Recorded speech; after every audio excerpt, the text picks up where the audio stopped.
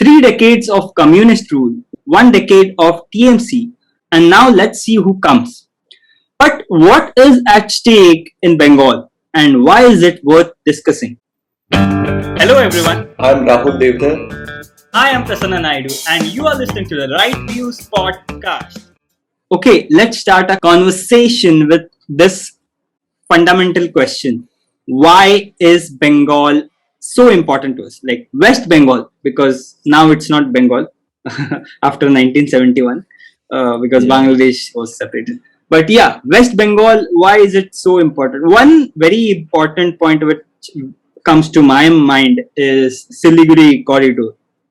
In the national security thing, if we consider, that's the one of the major reasons why Bengal is so important and why a strong government must be there, which thinks not only in its state capacity, but not only about its state's capacity, but also in a national level. What are other reasons, Rahul? Actually, it's a very interesting topic, particularly in Bengal. What has happened is, if you see, Kolkata was the capital of British India, or rather East India Company before that, and British India for a little while. That was the hub of all British activities in India. Okay, so not only is Bengal important in terms of geopolitical sense, which you spoke of, which is very important, and we've covered it in terms of geopolitical forces acting on India, but economically, Bengal has been absent, like you said, for about 4 decades from India's growth story. What Bengal is performing is like number 10 or number 11 batsman in a cricket match. So their runs that Bengal contributes is of hardly any importance, and whatever they do is bonus. But if you look at history and if you look at the potential of Bengal, I think Bengal has tremendous potential.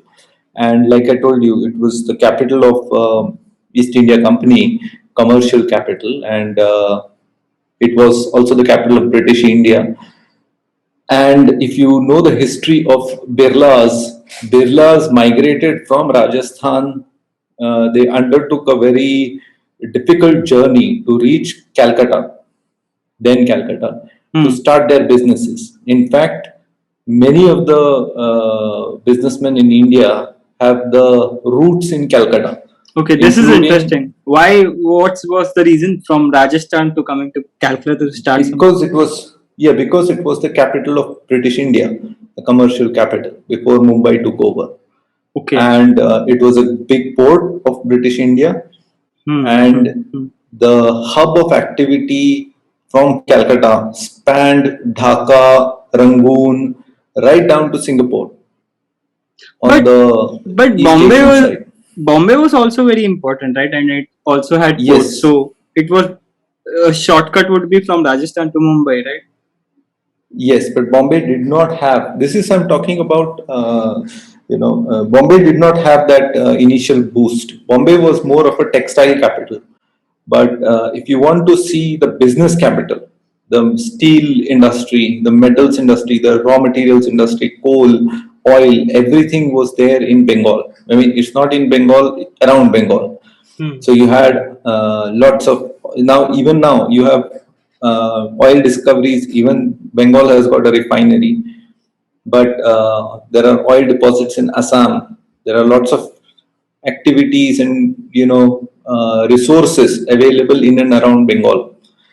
But that is one part of the story. Today, Bengal is nothing but it's relying totally on resources. These resources which have been naturally accrued to it. So you have steel mills. Jamshedpur, which is in Jharkhand, is on the Bengal-Jharkhand border. Kharagpur, which is IIT Kharagpur, is very famous. There are many small steel plants in Bengal, and not just steel, even aluminium plants there are in Bengal, but small ones. Then there are oil refineries. Bengal has coal, and Bengal is probably the largest, or I think the third largest rice producer. Is the largest, I think, one of the largest potato producer in India, which is major component of many of the dishes now. Even if potato was imported, it is now being adopted by India, so it is very important. Yeah, I think, And this is quite, I mean, off the topic, but potato is so widely used. It's not geographically like in some region it is more used, like vada pav in Maharashtra to masala dosa in south to like in north also there are many dishes. Yeah. yeah. So it has become a staple across India, and it has a big history. Potato is a very important crop in a sense, but Bengal as it is a very fertile land. It's in the Gangetic Delta, so it's a very fertile land. Rice, potato is one part, but fish, lots of food production can come from Bengal. More importantly, the northern part of Bengal. So when we think of Bengal, we think of the Bengali speaking part of Bengal, which is the southern part of Bengal. But there's a northern, which is the Gorkha land part of Bengal, and that is where Darjeeling and all is there, where tea is produced. You have Tata Tea and all these places which have their Darjeeling tea manufacturing facilities there, and Sikkim and all in that area. There is a lot of tea gardens and all that. It's about one of the biggest producers of tea in India, export tea. So, in that sense, it is more resource and agricultural product driven. Okay, but if you go back, let's say about 100 years back, it was an intense center of manufacturing and commercial businesses which were centered around Calcutta. So that is the reason why even today you find that a lot of arts and humanities are centered around Calcutta, because it was a prosperous center where lots of wealthy businessmen had their headquarters in Calcutta, and they usually liked all the art and social circles, and that's why Calcutta developed the art and social in that sphere. But however, 4 decades of neglect, and today there is hardly any industry that you can count as the dominant, industry, from a global point of view. So we don't have anything that is remarkable. Now, if you have remember a few months back, there was an article where Bangladesh per capita GDP growth is more than India or something like that, if you may have heard, right? Yeah. So, whatever Bangladesh can do, Bengal can do 10 times better. Okay. So, I'm telling you, ki Bengal can have per capita income 10 times Bangladesh if it gets its act together. Right now, it's nothing to change, okay, because Bangladesh is just next door. It is Bengal only. There's nothing different about the people are the same. Everything is same, okay. So you can't say ki, these are more like business oriented people. These are more art oriented. Nothing of that sort. Same people, same culture, no difference. It's just a border. And I'm telling you that if Bengal gets its act together, it can produce 10 times what Bangladesh produces. And it can become one of the richest provinces in India. But, and because if you see the structure of Bengal, everything is there. You have an IIT, which is one of the first IITs in India. You have an Institute of Management, which is also one of the earliest institutes of management in India.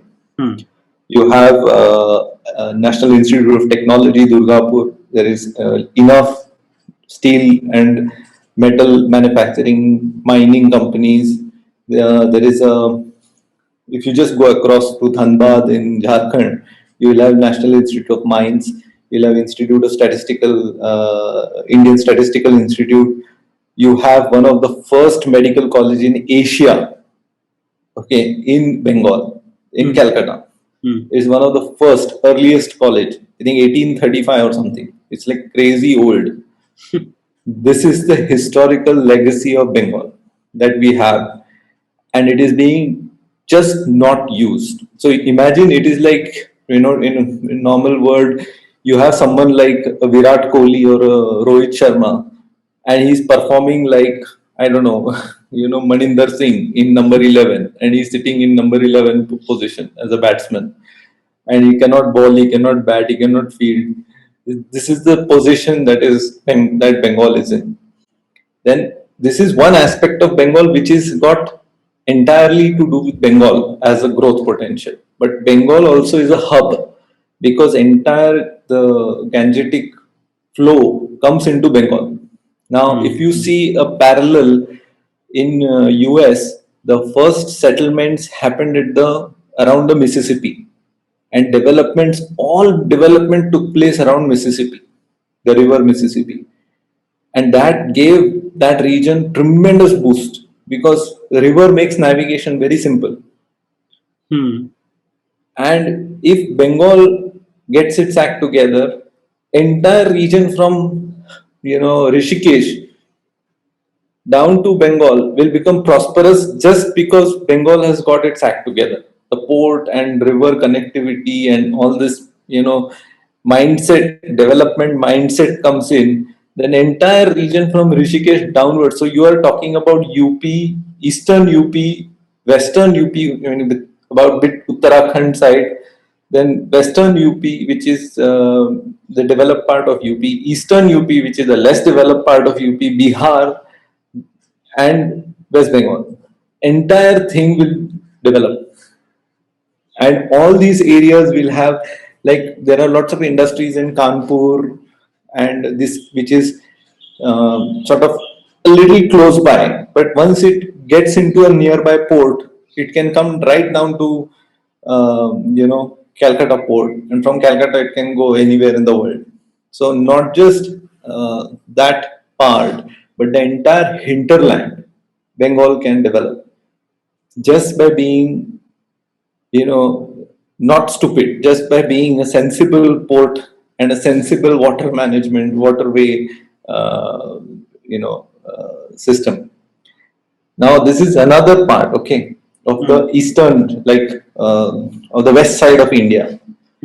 Bengal also is a hub for entire northeast because, just like the Ganga comes into Bengal, the Brahmaputra also comes into Bengal through Bangladesh and bits of everywhere. Right. But it also comes in, and the regions there are connected to Calcutta because of this cheap air transport which we have, kept.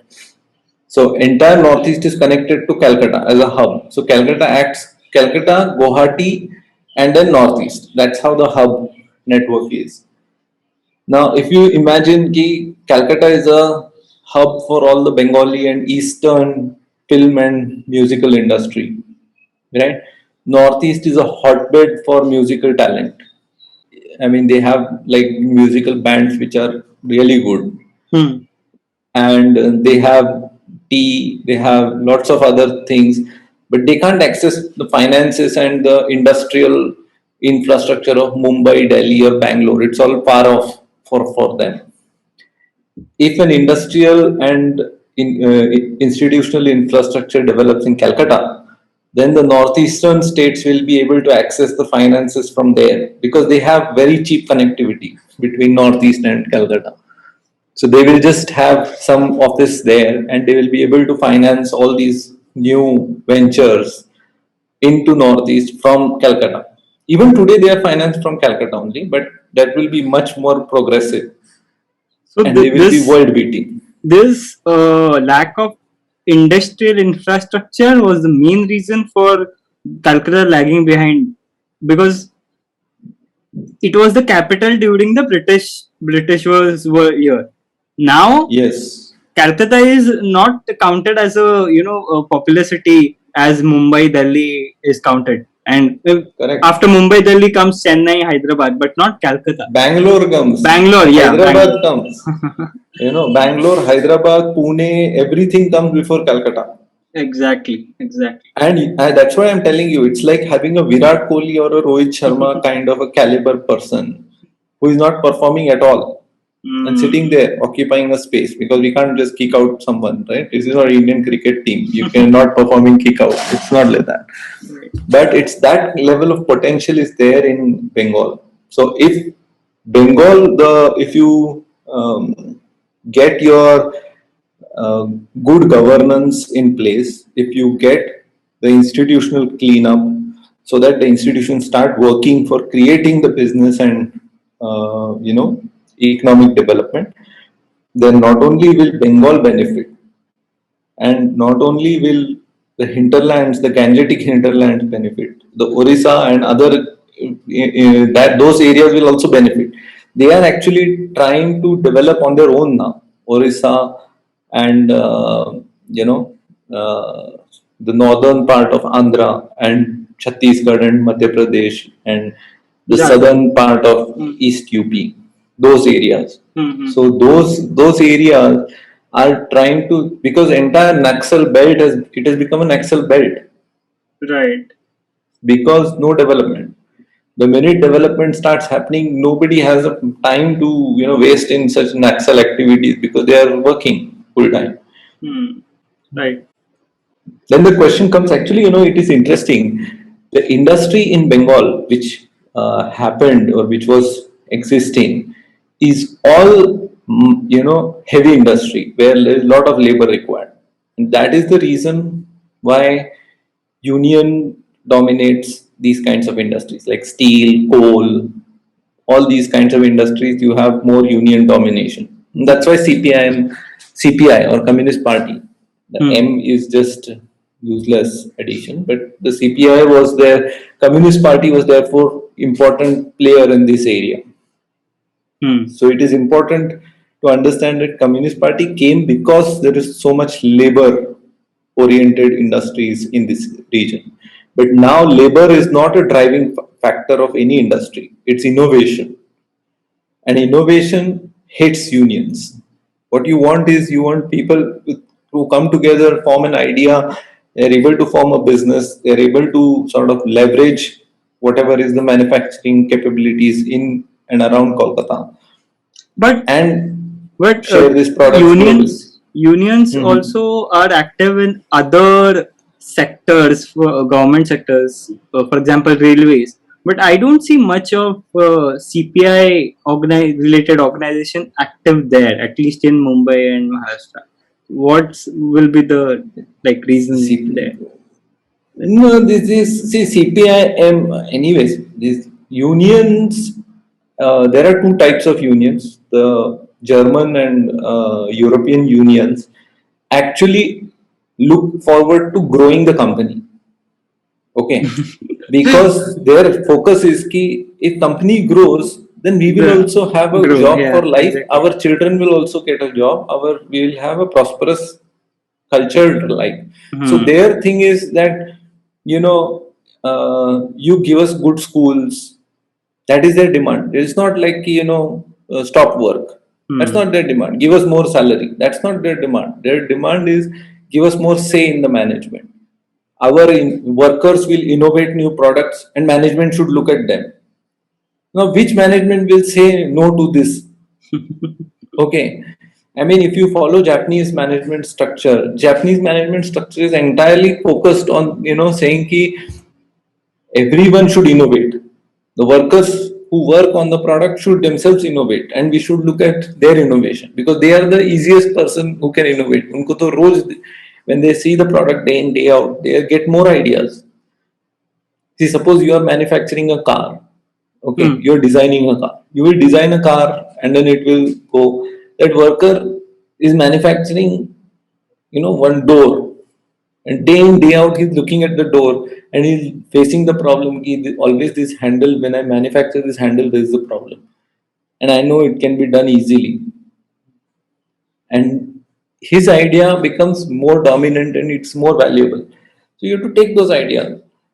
Now, this is the new management technique. But here, our unions, Indian unions are not like that. Indian Hmm. unions are like, we need 3 hours lunch break. that MTNL and BSNL have been destroyed because of unions. They have the best cables, they have the best, stations where they can, if in fact in 10 years ago, your internet connection, if you take an MTNL internet connection in Mumbai, it was much better than your Hathway or any of these cable connections. Okay. Hmm. And in not maybe 10 years ago, maybe about 15 years ago. Hmm. And in 5, 7 years, the connection became so bad. And there was this joke actually, very interesting. Someone shared on Twitter that Zomato guy was not allowed in SBI. Zomato guy delivering lunch Hmm. was not allowed in SBI because it was lunchtime. So it was lunchtime, but even lunch delivery fellow was not also allowed. No, no, no, it's lunchtime. No, don't go out. This is the union. This is our unions. They are not using brains. Use it for your own benefit. So, Hmm. who will benefit if MTNL or BSNL do well? Will the workers benefit, or will the government benefit? Both will. It's a win-win. Yeah, it's a win-win. Hmm. And now they say, government should not benefit. We want 3 hour lunch break. We will not. You can't fire us. So the person doesn't turn up, and then the whole thing goes. This is happening en masse in Bengal. So no company wants to set up a manufacturing unit in Bengal. Hmm. The infrastructure, Howrah Bridge was a infrastructure achievement of 1800s. Okay, that is over. Now you need a new Howrah, and it was a dynamic achievement. Now you take something and build infrastructure which is top of the line, bring in the industry, and you can't make them run helters, from pillar to post to set up manufacturing. And then the second, this is another important part. If you see, if Bengal gets its acts together, remember we were discussing how India is lagging in manufacturing, Hmm. and India has a lot of services and other things, but India needs to do well in manufacturing. Bengal is the center. If Bengal does well, automatically it will kickstart a manufacturing boom in India. Right. And imagine the kind of products that can come out if, you know if we just let the people start working on what they know best. But now industry in Kanpur, in like we were talking about Mirzapur, where gangs of Mirzapur and where Hmm. guns and all were there. Those whole of these belt people, when they produce something, they have to take it through. If you want to export, you have to access Mumbai port, Chennai port, Kandla in Gujarat. Those are the ports they have to access, which is all through the roadways. Okay. Hmm. But if Mirzapur manufacturer can just put it on a boat, it can go to, Calcutta without any, it will be very easy to go to Calcutta. Hmm. And from Calcutta, it can go very well. So this is now that coming back to our development of Calcutta. So, like we said, in Northeast is one aspect, development of Northeast, development of rural, the Gangetic Plain, that is one aspect. Development of Orissa and Upper Andhra, now Telangana, is another aspect. But then you look at internationally, Dhaka, Rangoon are lagging because Calcutta was, they were booming because of Calcutta. Now Calcutta is lagging, so they are also lagging. If Calcutta starts booming, they will start booming. Can you imagine the amount of volume of business we can do with? And there is not just Rangoon and Dhaka. You There's go a down, uh, Thailand is also there. So there's enough opportunity if just start, accessing and creating economic activity in Calcutta and in Bengal. Calcutta is basically the funnel where everything concentrates into Calcutta. So it's absolutely, you know, in best position to take advantage. You can imagine all the scheduling of all the river transport, sea transport can be done by sitting in Calcutta. Now, what Calcutta is doing is Calcutta creating this shipping activity. Singapore has I think 15 or 20% of Singapore activity comes from global shipping, air shipping, and like marine shipping. But those agencies are in Singapore, where their shipping agents are there, the goods agents are there. They are trying to align. I want to send cargo to from China to Australia, from China to US, from China to Europe. How to manage? They are making money. This entire activity can be sitting in Calcutta, looking at the Gangetic delivery from river, so air delivery from the northeast, and entire shipping delivery out in the eastern seaboard of India, and international delivery right up to Singapore. And this will create the services jobs that West Bengal needs. What services jobs West Bengal is creating? ITES, call centers. And you know what these call centers are doing? These call centers are running scams in US.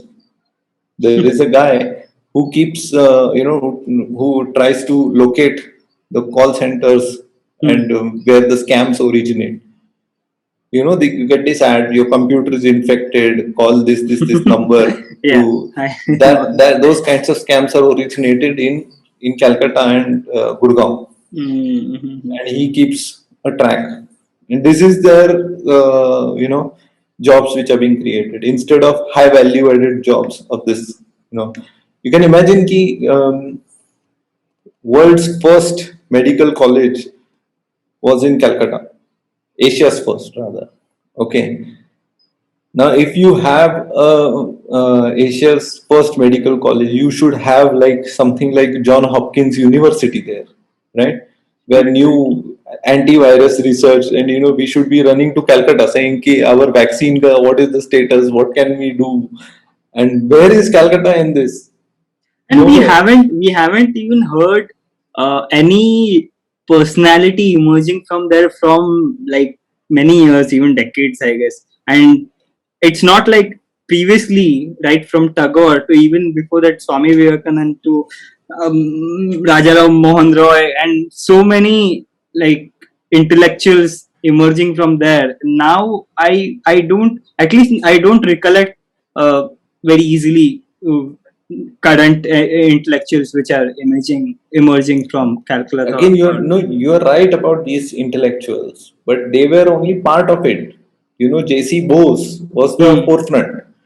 Right. Your Bose audio speakers or the headphones, that Amar Bose, these kinds of people were the innovators, not Swami Vivekananda. They were on philosophical side, but we only highlight the philosophical ones. We don't realize that Birla, the headquarter of Aditya Birla Group, used to be Calcutta.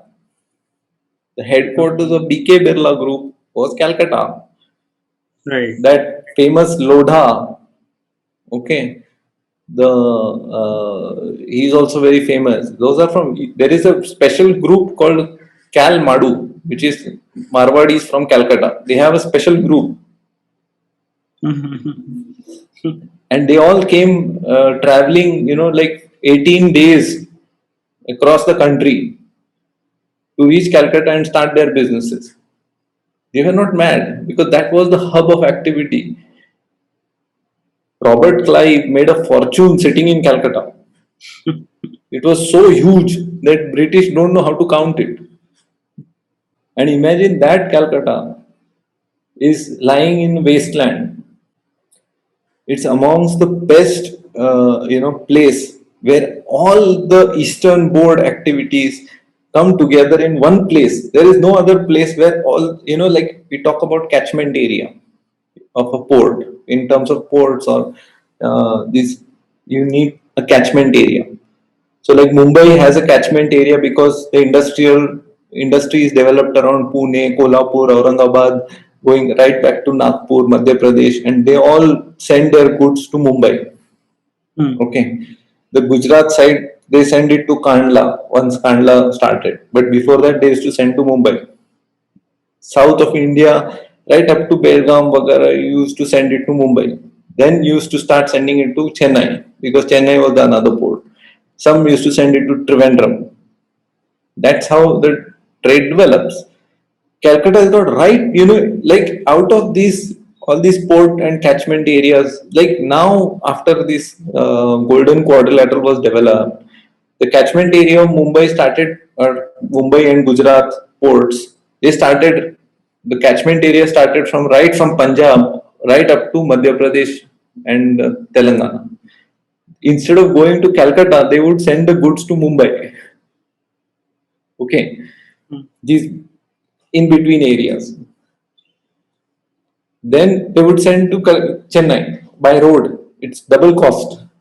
mm. Okay, this entire thing has created a bottleneck. Now, if you start developing that, even Nepal will be connected with Calcutta. Nepal is direct links with Calcutta because it's a straight flow through.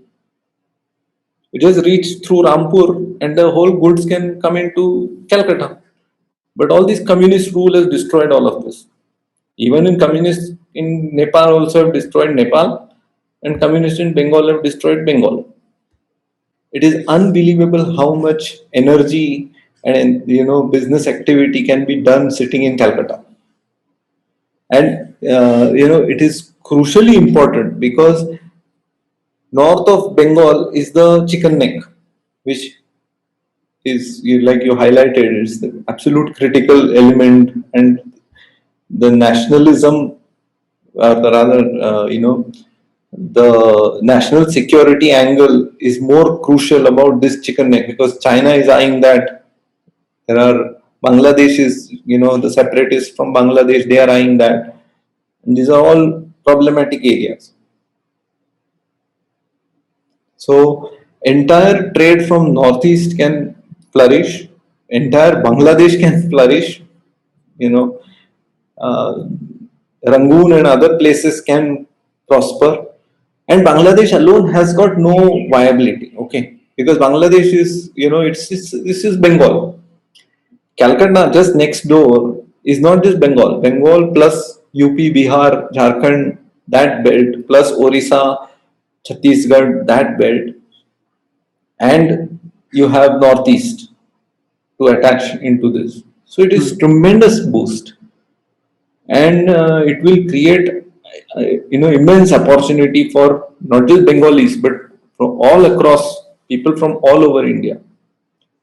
And now what you are having is basically Bengalis moving, migrating to other cities and creating this problem. So first, I think, is to have a government which is clear sighted about reform and having development as its first objective. National interest, of course, we are assuming that, but development and industry and manufacturing focus as a primary objective, that kind of government we want.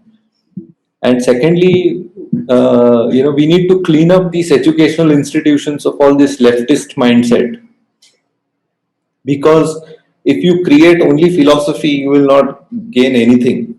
What you need is the IIT Kharagpur graduates to stay in Bengal and create industry. That's what we need. Mm, mm.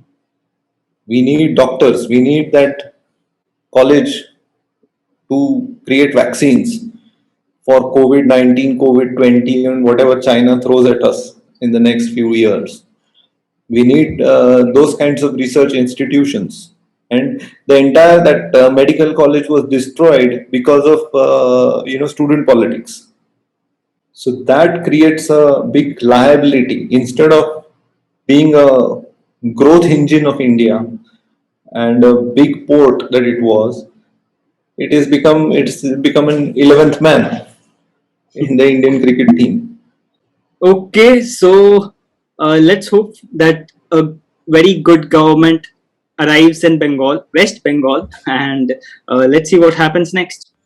And if you like this episode, do check out our other episodes available here. We are available on YouTube and other podcast platforms wherever you get your podcast usually from, like Google, Apple, Spotify, etc. Do check out our other episodes too. Thank you. Thank you.